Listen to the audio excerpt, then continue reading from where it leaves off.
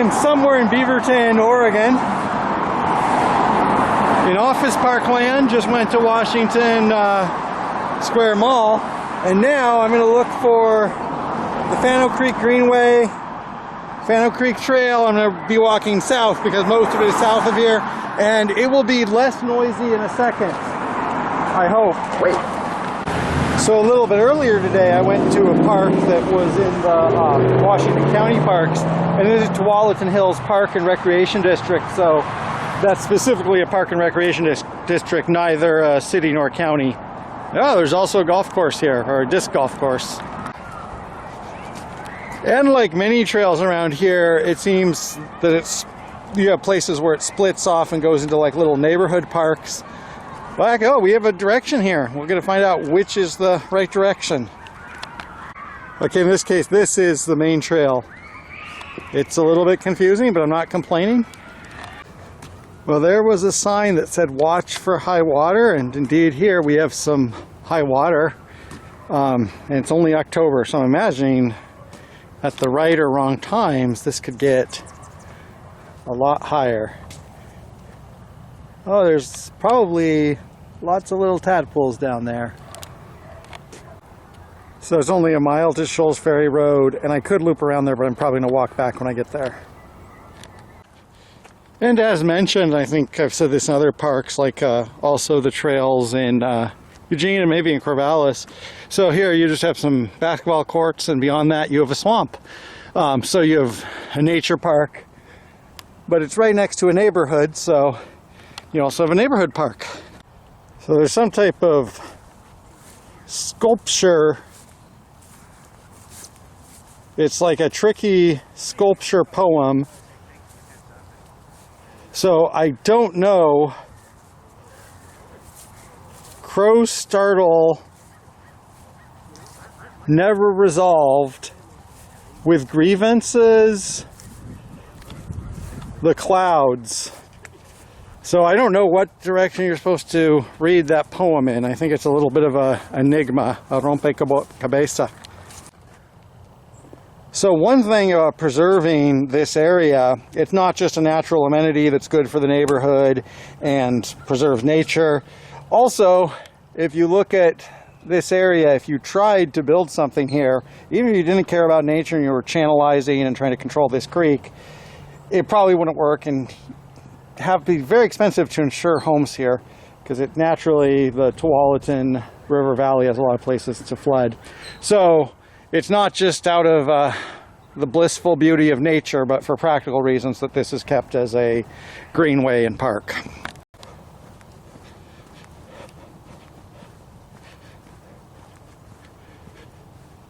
So just a nice shaded, peaceful walk. Of course, shaded isn't super relevant right now because it's cool, but sometimes of the year I'm sure this is a very nice escape. And there's just little paths leading off into neighborhood cul-de-sacs, stuff like that. So it's a nice little walk.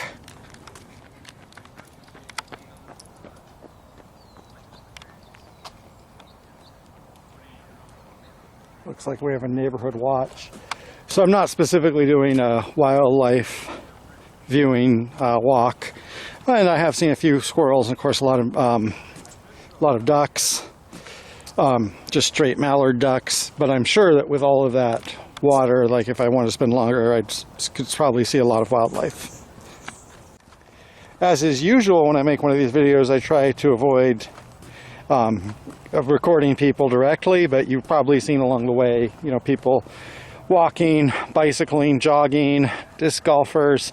So it's a pretty busy park. Seen a couple dozen people. So maybe not so great for like totally solitude nature walks, but you know, it's a good mixture of nature and people. So now, once we've left that entrance, you can see we're in a part that's more of a nature park, although you can also see there's houses just right over there. And we're walking towards another entrance on a main road, and I think at that point there's probably also going to be more features, but I guess we'll find out. That's something interesting because in Montana we do have Oregon grape, but you can see this is a pretty tall bush, and it usually is a lot smaller and less luxuriant in the berries in Montana than in Oregon, which makes sense. Okay, it's just a third of a mile, and after we went through that little natural part, again, basketball courts and play structures. You know, so this park is a mixture of natural and neighborhood amenities. So one thing to point out is that this neighborhood is not only single-family detached homes, like all of Washington County. I think it is like, you know, middle income or higher middle income, but like you saw there, there's lines of homes. So one thing is that you can still have natural amenities and open green space in areas that have apartment buildings and have pretty good transit. Maybe not the greatest transit, but you do have like a commuter rail station a mile from here. So that's one of the reasons why I'm showing this, is to show, you know, Washington County might not be all of its stereotypes at once. So there is Shoals Ferry Road, and that was where I was going to turn around. And apparently on the trail system, this trail goes under a number of guises to Atlantis, maybe? It goes all the way to Tigard. I'm not going to go that far today. So this is the underpass for Shoals Ferry Road. And as you can see, the creek is high, but like I said, it gets higher. So I'm just going to turn around there and walk back this way. Well, this is the second one I've seen today, and it looks like he has places to be. Can't tell whether it's going to be a long or short winter. Well, apparently there is a loop trail that joins back the main trail, and it's this way, although it might be flooded out. I guess we'll find out.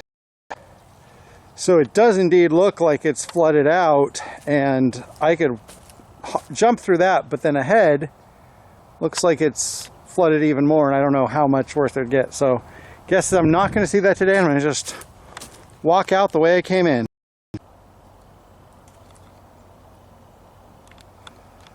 Usually when I see two squirrels like that, or sometimes when I see two squirrels like that, they seem to be young squirrels that are first coming out of their den after the winter.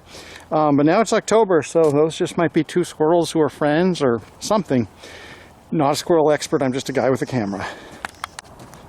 When I left Montana, which was 24 hours ago, the fall had actually reached its peak and was going on. And here you can still see we still have some beautiful red foliage, some yellow foliage, and then there's some trees that are still pretty green. Autumn comes later here. So there's certain things I can record. Sometimes long afterwards I look at a video or a picture and I remember things, remember little details just from looking at it, but there are certain things I can't record. Right now, I mean, coming back here, I just remember my teenage years, maybe parts of my 20s when, like, you know, I would walk along a trail like this and it'd be a new thing and there'd be a sense of elation and exploration. Part because we didn't have Google Street View. Everything was new and wonderful. So, you know, I get feelings like that, and when I look at this park, you know, imagine, I don't know, you're in middle school, hanging out with your friends, maybe you're in high school, also hanging out with your friends, and things like that. You know, Portland in places is saturated with memories for me, the entire Portland area, and I'd like to talk more about that, but that's something that sometimes I guess you just have to guess, and maybe it will be apparent, maybe it won't, how wonderful something like this could be at certain times of your life. So I'm back on the road and back in office parkland. I have one or two things to do before I go home, but there's the end of the park video. So the park, you know, I talked about different things. I talked about nature, I talked about community, recreation, and kind of my personal experiences, and hopefully in all of those things we learned something along Fanno Creek, and I wish I could say a lot more about Washington County. Wait. But I do have other places to go, as we will find out, so hope this was a good interlude.